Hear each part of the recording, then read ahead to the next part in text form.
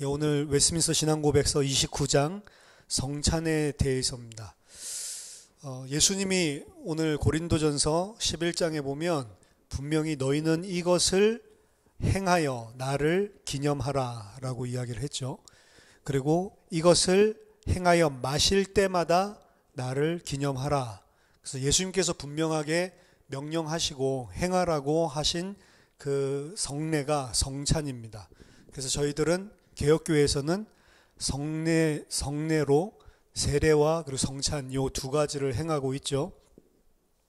그래서 오늘은 성찬에 대해서 알아보는데 사실은 초대교회에서는 모일 때마다 성찬을 행했고 이 떡과 포도주라고 하는 것은 뭐 특별한 것이 아니고 지금은 우리가 주식이 아니기 때문에 특별히 준비해서 하지만 뭐 그때는 당연히 매일 먹는 그런 음식이라고 보면 됩니다. 그럼 먹을 때마다 그리고 잔을 마실 때마다 기념하라고 하는 것은 우리로 치면은 식사할 때마다 기억하라고 하는 것과 거의 대동소이한 이야기가 되겠죠. 그 하루에 뭐 적게 먹어도 2번 그리고 보통 3번 혹은 많이 먹는 사람은 뭐 5번 쪼개서 먹기도 하는데 그 하루하루를 음식을 뭐 다이어트 한다고 요즘 안 먹기도 하지만 하루만 안 먹어도 사실 힘들잖아요. 그렇죠? 일을 할 때 힘듭니다. 저도 오후에 수영하는데 수영 아무리 해도 살 안 빠지더라고요. 그래서 왜 안 빠지나 했더니 먹는 거 똑같이 먹으면 안 빠진대. 그래서 안 먹고 가보면 배심이 없어가지고 1시간 하는데 1시간을 못해요. 막 너무 힘들어가지고 체력이 딸려서. 그래서 지금 이제 이 나이는 먹어야 될 때다라고 먹는데 육신의 우리의 몸이 하루에 뭐 3끼를 늘 먹는 사람은 그 중에 1끼를 안 먹으면 힘들단 말이죠. 2끼를 먹는 사람은 2끼를 먹다가 갑자기 1끼만 먹으면 힘들어진단 말이죠. 그러니까 똑같은 것입니다, 사실은. 식사를 할 때마다 나를 기념하라고 한 거예요. 식사를 할 때마다 내 몸과 그리고 내 피를 기억해라. 너희들이 먹고 마시는 이것이 우리가 먹고 마실 때마다 그것이 우리의 에너지원이 돼서 살아가는데 늘 뭘 가지고 먹고 마실 때마다 에너지원이 육신적으로는 밥과 그리고 포도주에서 올 수 있지만 거기서 오는 것이 아니고 영적인 양식은 내 몸과 그리고 내 피를 계속해서 기억하라는 거죠. 그래서 뭐 어떻게 보면 애찬과 성찬은 뭐 갈리기도 하지만 아무렇게나 하지 말라는 이야기죠.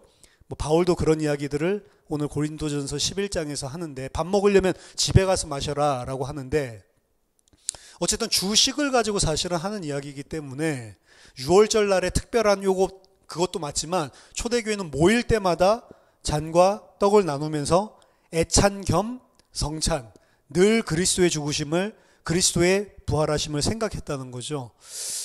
그래서 예수님께서 명령하신 것은 기념하라 라고 이야기를 하고 있고 기념하라 라고 하는 것은 계속해서 기억하라는 겁니다. 근데 우리는 계속해서 그거를 잊어버리죠. 오늘날은 뭐 여러 가지 인간적인 그런 것들 때문에 성찬식을 예배 모일 때마다 행하지 않고 있고 또 그 이유 중에 하나는 계속 막 해프게 하다 보니까 의미를 잊어버릴까봐 그렇게 하기도 하는데 어떻게 보면은 매주 하는 게 좋죠. 뭐 그렇게 하는 교단들도 있죠. 매주 행하는 게 사실은 좋은 겁니다. 의미를 잊지 않고 정말로 그 안에서 계속 기억할 수 있도록 이 성찬식을 행한다면 그러면 사실은 우리에게 건강한 도움이 정말로 될 수가 있는 거죠. 성찬을 행할 때뿐만이 아니고 성찬을 지금 뭐 우리 교회는 거의 1년에 한 2번 정도 부활절 때 그리고 추수감사절 때 이렇게만 행하고 있는데 그 2번을 행하더라도 그 2번만 기념하고 기억하는 게 아니고 사실 1년 365일 매일매일 사실은 기억하고 기념해야 되는 것입니다. 하루하루를 밥 안 먹으며 살지 못하듯이 하루하루를 우리가 그 사실을 기억하지 않고 살아가면 사실은 우리는 이 땅에 사는 동안 실패하고 넘어질 수밖에 없는 그런 사람들이기 때문에 계속해서 기억하는 게 주 포인트죠. 1항에 보면 우리 주 예수님은 배신당하던 날 밤에 6월절 그 식사를 하시던 밤이죠. 주의 성찬이라고 불리는 자신의 몸과 피의 성례를 제정하여 자신의 교회에서 세상 끝날까지 지키도록 하셨는데 이는 그가 죽으심으로 자기 자신을 희생 제물로 드린 것을 영구히 기념하기 위해서, 자기 자신을 모든 죄를 대속할 희생 제물로 드리신 것을 영원히 기념하기 위해서, 그리고 참 신자들에게 그의 죽으심의 은혜를 인치시기 위해서. 그래서 내가 주의 잔과 주의 피, 주의 몸을 먹고 마셨다라는 것을 인치시기 위해서. 먹고 마신다는 의미는 뭐죠? 요한복음 6장에 보니까 먹고 마시는, 내 피를, 내 살을 먹고 내 피를 먹는 것은 유월절 빵을 먹고 포도주를 먹는 게 아니고 나를 믿는 것이다 라고 동치로 써놨죠. 그래서 이 예수 그리스도께서 나를 위해서 죽으시고 나를 위해서 피를 흘리셔서 대속하셨다라고 하는 것을 영구히 영원히 기억하고, 그리고 믿을 때 사실은 인침을 받은 거거든요. 그리고 그것을 외적으로, 외형적으로 행하는 그런 예식이 성찬 예식입니다. 그래서 알 수가 있죠. 내가 이것을 먹고 이것을 마시는 것이 내가 믿음 안에 그 예수 그리스도를 믿는 믿음으로 행하고 있다고 한다면 내가 인침받은 자다라는 사실을 신자들은 기억하고 그리고 확신할 수 있는 그런 외형적인 예식을 주신 것입니다. 그래서 유익이 많죠. 그들이 그분 안에서 영적으로 양식을 먹고 성장하기 위해서, 그들이 그분에게 행해야 하는 모든 의무에 더욱더 참여하도록 하기 위해서 제정하신 것이다.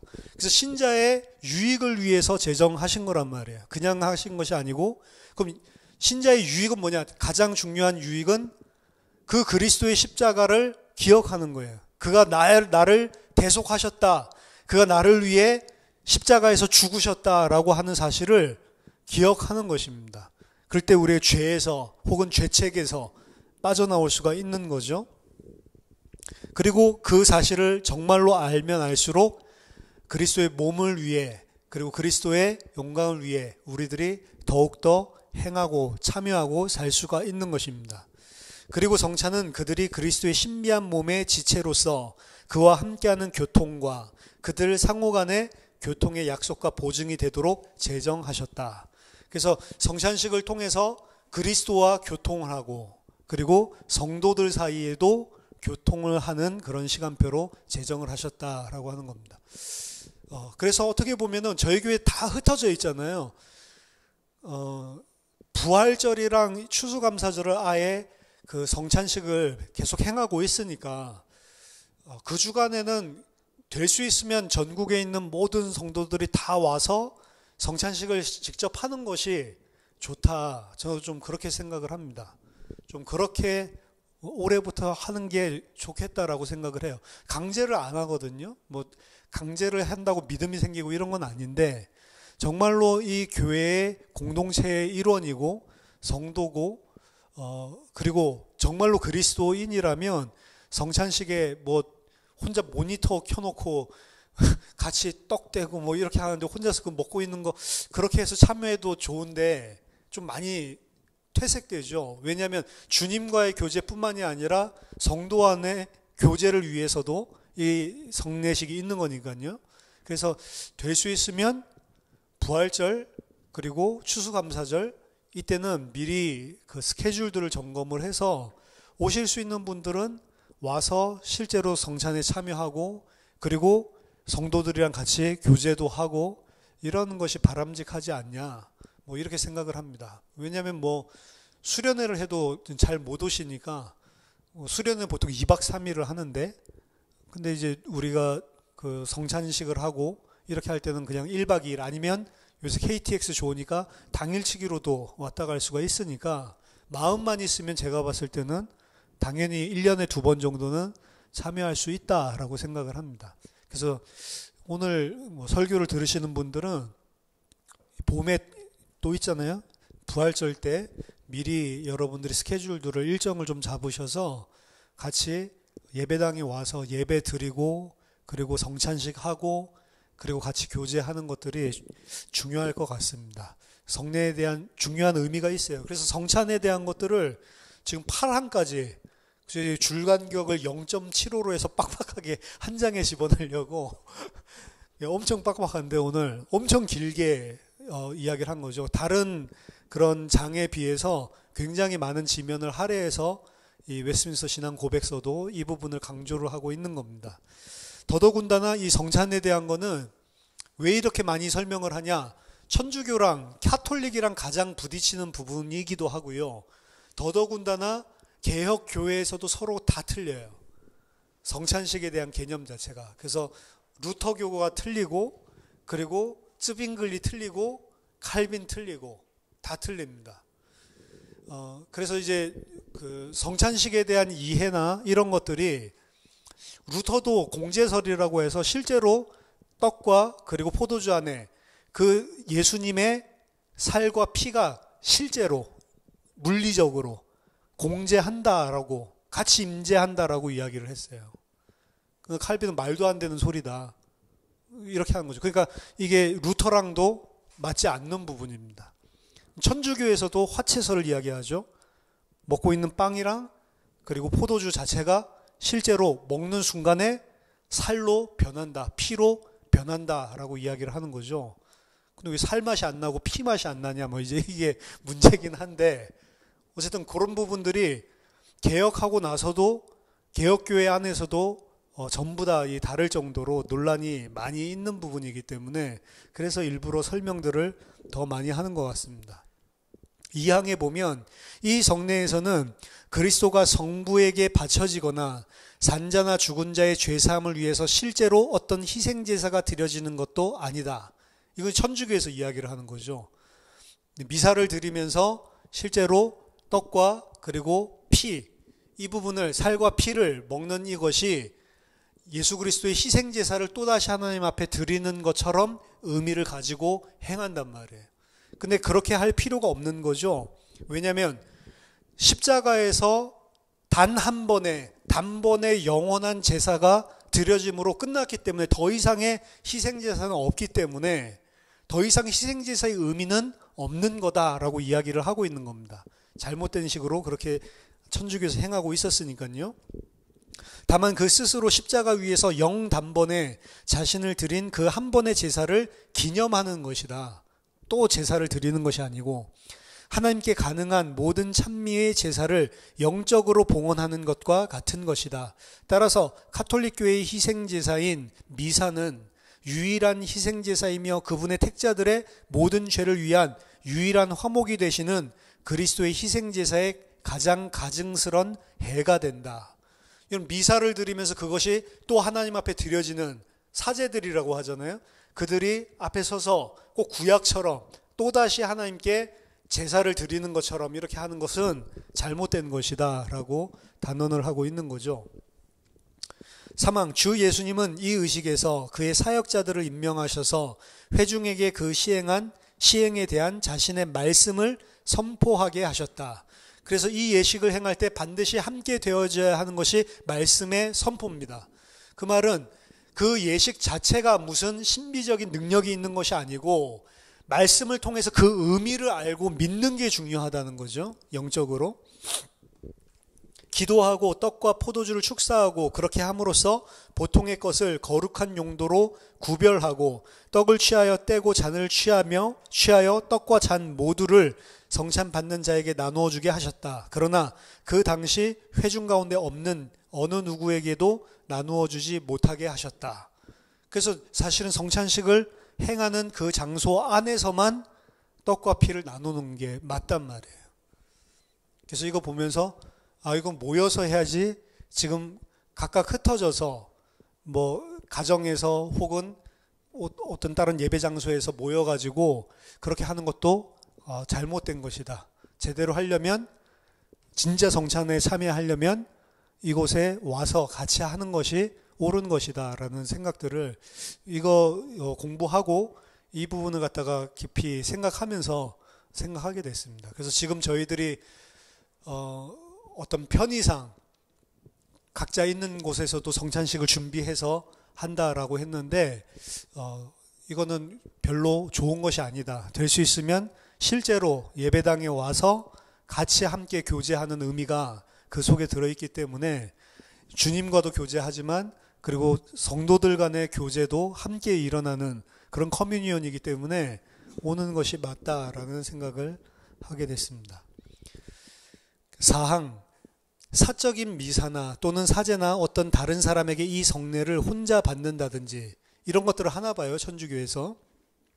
또는 잔을 회중에게는 주기를 거부한다든지 떡과 포도주를 숭배한다든지 그것들을 높이 치켜들거나 숭배할 목적으로 몸에 지니고 다닌다든지 거칠의 종교적 용도로 그것을 남겨두는 일과 같은 이 모든 것은 이 성례의 본질에 반대되고 그리스도가 제정하신 뜻에도 반대되는 것이다. 그러니까 거기 사용한 떡과 포도주 요 자체를 사실은 그냥 떡이고 포도주잖아요. 그걸 통해서 기념을 하는 것인데 그것이 진짜 예수님의 성체인 것처럼, 그것이 진짜 예수님의 피인 것처럼, 또 그것이 무슨 신비한 어떤 것인 것처럼 하는 것 자체는 다 우상숭배로 통한다는 거죠. 천주교에는 성막, 태버네클, 성막이라고 해가지고 단 뒤에 이런 그 상자가 있대요. 그래서 그 안에다가 그 예수님의 몸이라고 그것들을 넣어두고 무슨 우상숭배하듯이 떠 바친다라고 하더라고요. 그런 짓 하지 말라는 겁니다. 그리고 여기 보면 그 떡과 포도주를 높이 치켜 든다든지 이런 것까지 하지 말라고 돼 있어요. 어떤 교회 보면 그렇게 하거든요. 장로교회에서도 이 주님의 떡을 갖다가 앞에 선 목사님이 이렇게 치켜 들고 그리고 이제 다 같이 이렇게 보고 막 우러러 보고 그리고 예수님의 몸입니다 막 이러면서 하는데 그런 짓도 하지 말라고 돼 있더라고요. 저도 옛날에 다녔던 교회에서 그렇게 하셨거든요, 목사님이. 그래서 나도 그렇게 해야 되나 막 이렇게 생각하고 있는데 여기 치켜 든다든지 그런 짓 좀 하지 말라고 돼 있더라고요. 그래서 제가 봤을 때는 웨스민스터 이 신앙고백서를 만든 개혁주의자들이나 이 사람들의 생각에서는 어떤 이게 예식과 그리고 그 예식 자체에서 무슨 신비한 힘이 나오고 이런 미신적인 우상 숭배적인 요소들을 최대한 배제하고 진짜 중요한 것은 그 일을 명령하시고 그 일이 무엇을 의미하는지 말씀, 그게 중요한 것이지, 그리고 그것을 영적으로 믿는 믿음, 우리 믿음이 중요한 것이지 그런 어떤 재래의식 이런 것처럼 하는 것이 아니다라는 것을 제가 봤을 때는 가장 극강으로 강조해서 이런 조문들을 만든 것 같습니다. 5항에 보면 그리스도가 정하신 용도를 위해 정당하게 구별되어 있는 이 성례의 외적 요소들은 십자가에 못 박히신 그분과 깊은 관련이 있다. 그러한 관련성은 성례 전적으로만 그러하지만 참된 것이기 때문에 그것들은 때때로 그것들이 나타내는 실제의 이름으로 불린다. 즉 그리스도의 몸과 피로 불린다. 그럼에도 불구하고 실체와 본질에 있어서 그런 것들은 전과 동일하게 여전히 참된 떡과 포도주이고 오직 떡과 포도주로만 남아 있다. 우리가 예배 성찬식을 할 때 이것은 주님의 몸입니다. 다 같이 주님의 몸을 먹읍시다. 그렇게 부르잖아요. 그렇게 부르는 이유가 십자가에서 죽으신 그리스도의 몸과 피를 기념하는 것이기 때문에 그렇게 부르는데 실제로 그렇게 부른다 할지라도 몸과 피가 변하는 건 아니고 여전히 빵이고 여전히 포도주는 포도주다라고 이야기를 하는 거죠. 이 부분이 이제 칼빈 쪽에서 이야기하는 가장 핵심적인 내용입니다. 어떻게 보면 가장 맞는 말이죠. 왜냐하면 예수님이 육신을 가졌지만 그 육신은 쪼개질 수가 없는 것입니다. 예수님은 육신을 가지시고 지금 하늘 보좌 우편에 앉아 계시다라고 이야기를 하잖아요. 예수님 물론 성령을 통해서 모든 만유의 편재도 하시지만 육신적인 예수님은 한 곳에 있단 말이에요. 물리적인 장소로 친다면 어떤 한 공간에 계시단 말이에요. 그분이 성찬식을 할 때마다 실제 자기 살을 갖다가 떡을 갖다가 자기 살로 바꿔가지고 혹은 공존해가지고 그 속에 조금 맛을 못 알아 먹을 정도만 살을 갖다가 섞어준다든지 이런 물리적인 변화나 물리적인 임재는 없다는 말이죠. 그 성찬식 가운데 그리고 그 떡과 그 포도주 가운데 주님이 함께 하시다라고 하는 것은 영적으로 함께 한다는 것이지 그것이 실제 물리적으로 바뀌는 것은 없다라는 것을 분명히 하는 거죠. 그래서 몸이라고 이야기하지만 그거는 예수님께서 이야기를 하셨고 그 예수님은 그것을 상징적인 것으로 주신 것이지 실제로 그걸 먹으면서 아 예수님 몸이라고 했으니까 몸이다 그거 먹고 그거 믿음이 아니란 말이죠. 예수님께서 유월절 날에 이 일을 행하신 것도 유월절에 이게 이제 새로운 언약으로 주신 거거든요.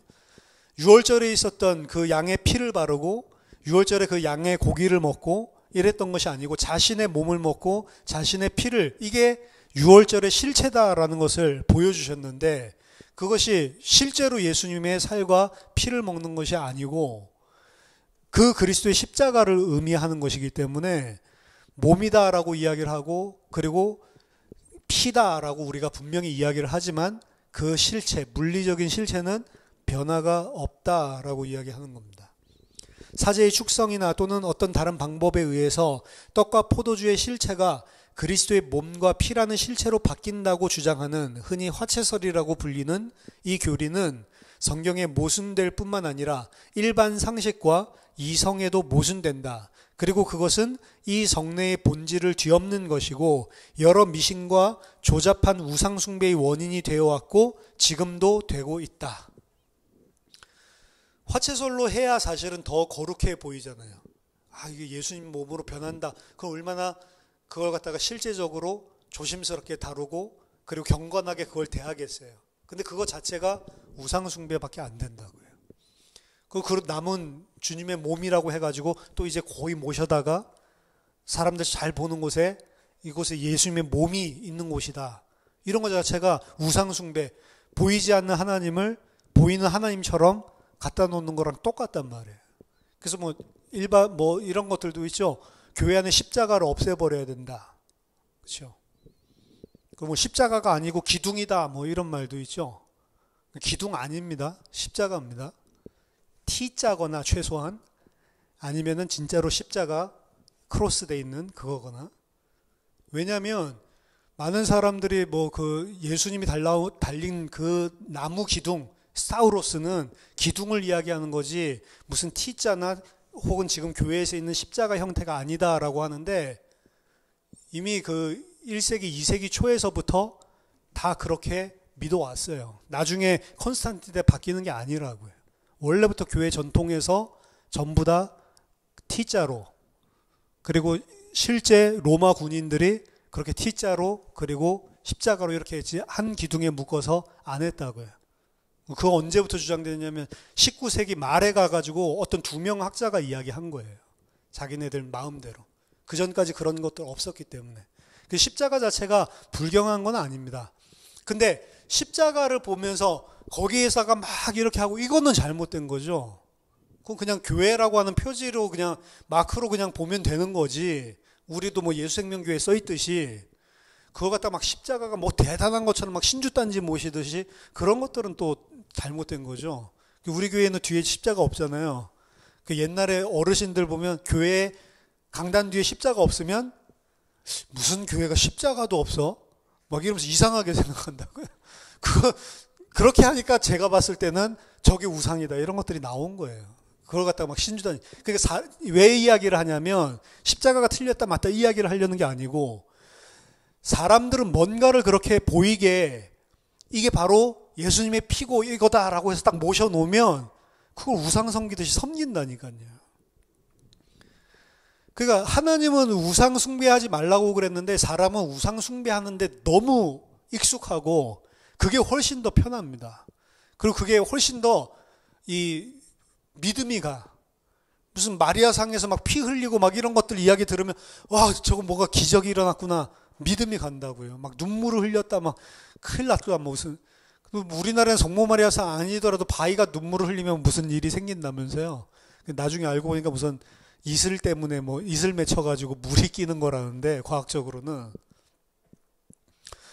그러니까 사람이 우상 숭배하기가 너무 쉬운데 그런 것들을 조장을 하면 훨씬 좋겠죠. 저도 사실은 우리 교회 뭐 지금 조그만 이런 예배당에서 이렇게 예배 드리고 있지만 명동 성당에 저는 이제 원래 개신교니까 안 가봤는데 대학교 때 데모하다가 가봤거든요. 가봤는데 들어갈 때 벌써 이 긴장되더라고요. 여기서 함부로 걸어다니면 안 되겠다. 이런 느낌이 확 오더라고요. 그런 것들, 건물 으리으리하고 이런 것들 보면 막 위축되면서 이런 것들이 있다니까요. 고딕 건축 양식이나 뭐 이런 것들을 보면은. 근데 그런 게 하나님 경외하는 마음 아니라고요. 그렇죠? 그래서 철저하게 그런 것들을 주관해서 사람들을 매니플레이트 하는 게 어떻게 보면 천주교에 계속 종교화되면서 많이 발전되어 와서 아주 그런 것들을 잘 활용하는 거죠. 어떻게 보면. 그리고 개신교 안에서도 그런 것들을 잘 활용하는 것들이 있단 말이죠. 돈 많고 그리고 경제력이나 이런 것들이 잘 돌아갈수록 그런 시스템들을 더 잘 만들어 놓는 거예요. 음악도 그렇고. 그래서 이 미국에서 뭐 제일 뜨는 교회들 중에 하나도 그 목사님이 후회하는 게 내가 다시 젊을 때 처음 이 교회 맡았을 때 처음 개척할 때로 돌아간다면 뭘 해야 될까라고 하는 거를 음악 시스템을 갖다가 돈을 더 투자해서 하는 건데 이렇게 이야기합니다. 왜냐? 그게 굉장히 효과적이었다는 거를 보게 된 거죠. 대형 교회 되는데. 근데 그때는 몰랐으니까 돈 많이 드니까 그거 안 했는데 이제 보니까 음악을 갖다가 잘 해야 사람들이 훨씬 많이 오는데 그거를 후회하는 거예요. 우리 교회 같은 데는 큰일 나는 거죠. 그렇죠? 음악 시스템은 뭐 이거 막 찬송가 누르고 막 이러고 있는데, 그렇죠? 이런 교회는 안 된다라고 하는 겁니다. 그렇죠? 사람들의 마음이나 생각을 세상적인 것들이나 눈에 보이는 걸로 해주면 훨씬 더 잡아당기기가 쉬운 거예요. 그래서 출애굽기 32장에서도 당장 우리 앞에 우리를 인도해낸 여호와를 만들어내라라고 하는 겁니다. 만들어내서 뭔가를 보여주면 그때 안심이 되는 거죠. 그게 하나님이라고 하면 그걸 믿는다니까요. 그래서 이런 우상숭배의 원인이 그런 것들이 되어 왔고 지금도 되고 있는 것입니다. 그리고 교회 안에도 그런 요소들이 많이 파고 들어온다는 것들을 알고 사실은 경계를 해야 되는 겁니다. 7항 합당하게 받는 자들이란 이 성례의 가시적 요소들을 외형적으로 먹을 때 또한 내적으로 믿음으로 실제로 그리고 참으로 받는 것이고 육적으로 물리적으로가 아니라 영적으로 십자가에 못 박히신 그리스도와 죽음의 모든 유익을 받으며 먹는 것이다. 그러니까 영적으로 받고 먹는 거란 말이에요. 믿음으로. 그러나 그때 그리스도의 몸과 피가 물질적이 되거나 또는 육적으로 떡과 포도주 안에 함께 또는 그 아래 존재하는 것이 아니다. 하지만 그리스도의 몸과 피가 실제로 그러나 영적으로 이 의식에 참여하는 모든 신자들의 믿음에 현존한다. 이것은 그 가시적 요소 자체가 사람들에게 외적 감각에 현존하는 것과 같다. 그러니까 육신적으로 우리가 몸을 만지고 빵을 만지고 그리고 잔을 갖다 들고 있는 그 육신적으로 그 빵과 피가 함께 있는 것처럼 영적으로 그리스도께서 그 자리에 함께 한다, 기념하는 자리에 함께 한다라는 의미죠. 마지막 8항입니다. 무지하고 사악한 사람이 이 성례의 외적 요소들을 받는다고 할지라도 그들은 그것이 의미하는 실제들을 받는 것이 아니다. 그러니까 참여해가지고 성찬식에서 빵 받아 먹고 잔 받아 마셨다고 해서 성찬식 참여하는 게 아니라는 거죠. 왜? 믿음이 없으면. 믿음이 없고 그 의미를 정말로 믿지 않는 신자가 아니라면 육신적으로 물리적으로 참여한다 할지라도 그 사람이랑은 아무 상관이 없다라고 단정하고 있는 것입니다. 그러나 그들은 거기에 합당하지 않게 참여함으로써 주의 몸과 피에 죄를 범하는 것이고 따라서 자신의 파멸을 자초한다. 그러므로 주님과 교통을 누리기에 부적합한 무지하고 불경건한 사람들은 주님의 상에 참여할 자격이 없다. 그들이 여전히 무지하고 불경건하게 남아있는 한 이 거룩한 신비에 참여하거나 참여하도록 허락될 때마다 그들은 그리스도에게 큰 죄를 범하는 것이 된다. 그래서 세례 받은 사람만 원래 장로교에서는 그 성찬식에 참여할 수가 있어요. 세례를 받은 자만. 근데 저희 교회는 그렇게 하지 않죠. 믿는 자, 정말로 내가 예수 그리스도의 십자가와 그 구속의 은혜를 믿는 자는 전부 다 참여할 수 있게 좀 더 어떻게 보면은 장로교에서 하는 것보다는 프리하게 넓혀 놓은 거죠. 그렇다 하더라도 상관이 없습니다. 믿는 자만 사실은 이 유익을 정말로 알고 그리고 그 은혜를 받을 수가 있는 것이고, 아닌 자는 오히려 믿지도 않는데 그 행위 따라 하는 것들 자체가 오히려 자신을 파멸하고 안 좋은 것이라는 겁니다. 의미도 모르면서 그걸 갖다가 빵처럼 혹은 신비적으로 받아들여서 이거 하면 내 죄가 씻어지나? 그런 식으로 참여해서 먹는 것은 오히려 그 사람이 우상숭배하고 있는 성찬식을 행하는데 그 안에서 우상숭배하는 거랑 똑같은 것이고, 그리고 예수 그리스도의 십자가의 피를 모르는 상태로 오히려 대적하고 있는 것이 될 수 있기 때문에 그것 자체가 이미 재앙이고 심판이라고 볼 수가 있죠.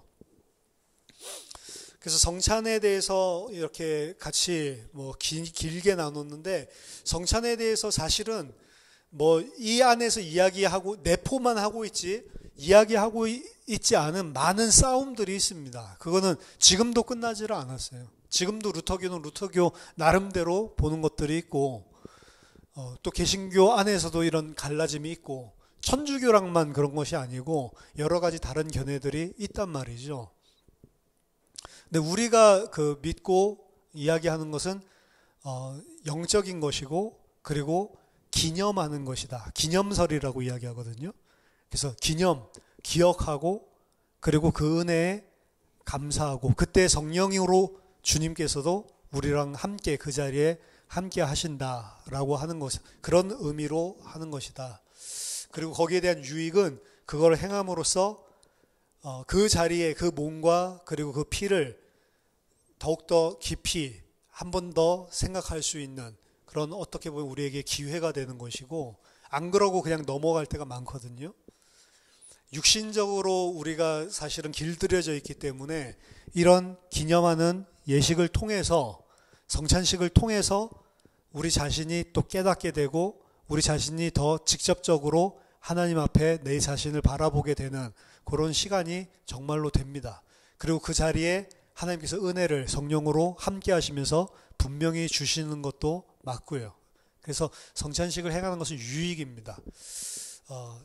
다만 우리 교회의 사정상 그렇게 못하고 있는 부분들은 올해 2020년부터 좀 대대적으로 갱신을 해서 될 수 있으면 성찬식에 모두 다 예배당에 와서 참여하고, 그리고 그 시간에 의미 있는 그런 날로 그 자체를 갖다가 등한시 여기는 것, 그건 예수 그리스도 십자가의 은혜를 모르는 자들이 그럴 거고, 정말로 안다면 오히려 이 부분에 대해서 깊이 정말로 생각하고, 우리들이 조금만 신경 쓰면 당연히 우리가 함께 실제로 와서 동참하고 교제할 수가 있는 거거든요.